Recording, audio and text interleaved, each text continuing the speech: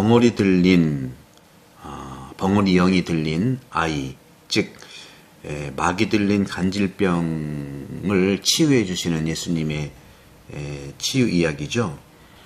오늘 복음에서는 벙어리 영이 들린 즉 벙어리 영에 사로잡힌 그 아이를 볼 수가 있는데요.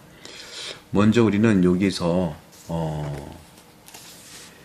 벙어리 영이 들린이라는 말에서 들리는 무엇에 단단히 조이는 끈 또는 풀리지 않는 끈으로 묶인 것을 말하고 있는 것 같은데요. 우리가 일상을 살아가면서 생각과 고통과 악한 환상의 지배에서 벗어나야 한다는 뜻으로 이해할 수가 있겠는데요. 특별히 여기서 들렸다 하는 부분은 소유하는 차원에서 이제 말씀을 드리면, 소유라고 하는 단어는 말씀드린 대로 조인다거나 또 꽉 쥐고 빼앗기지 않으려고 하는 그 아이의 어떤 모습들, 또 무엇인가를 소유하고자 하는 욕망, 즉 커지는 욕망. 인간은 권력을 즐기기도 하고 다른 사람의 자유를 빼앗기도 하지 않습니까? 그래서 그들을 노예 삼기도 하고요. 그들을 대상으로 취급하는 경우가 많아요.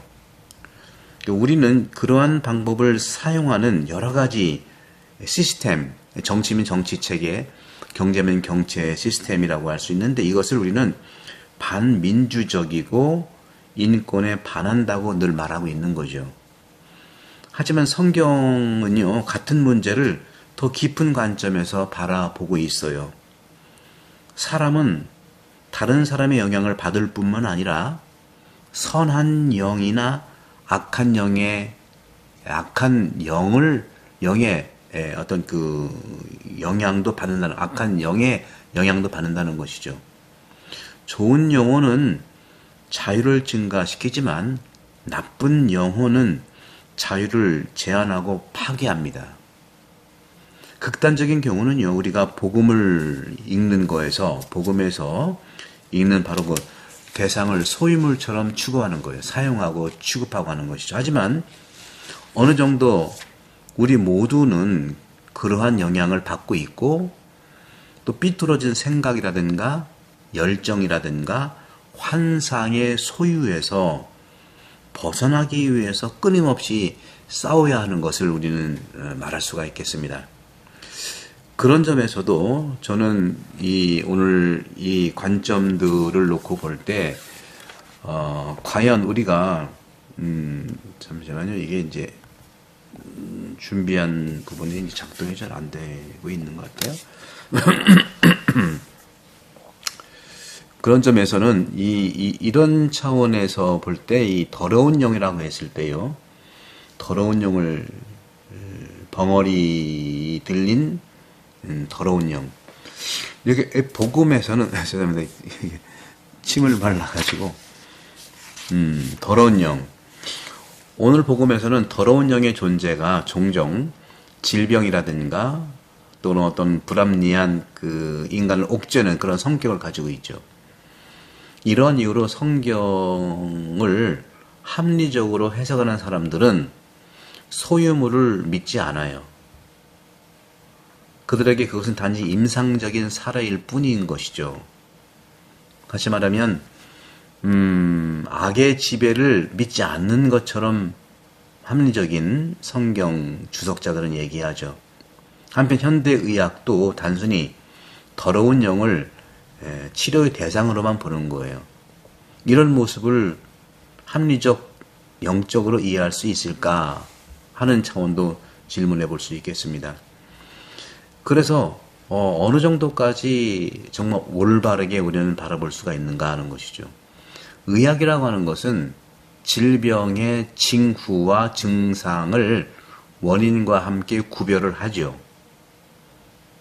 원인이라고 하는 것은 혈액순환 장애라든가 음식 소화 불량이라든가 또 여러 가지 온도 변화 등 다양할 수 있어요. 하지만 그 원인은 밝혀낼 수 없는 부분이 많다는 거죠. 보면 원인을 모르겠습니다, 뭐 이렇게 얘기를 하잖아요. 근데 분명히 원인은요, 내적이죠. 소위 일반인 스트레스라고 얘기를 하지만 걱정이라든가 좌절이라든가 어떤 내면적인 영향에 분명히 자리 잡고 있는 겁니다.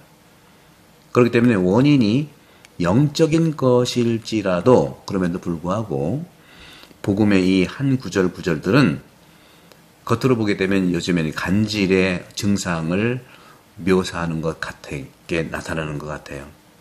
하여간 이 악의 원인이 단지 육체적인 것이라고 누가 말할 수 있겠습니까?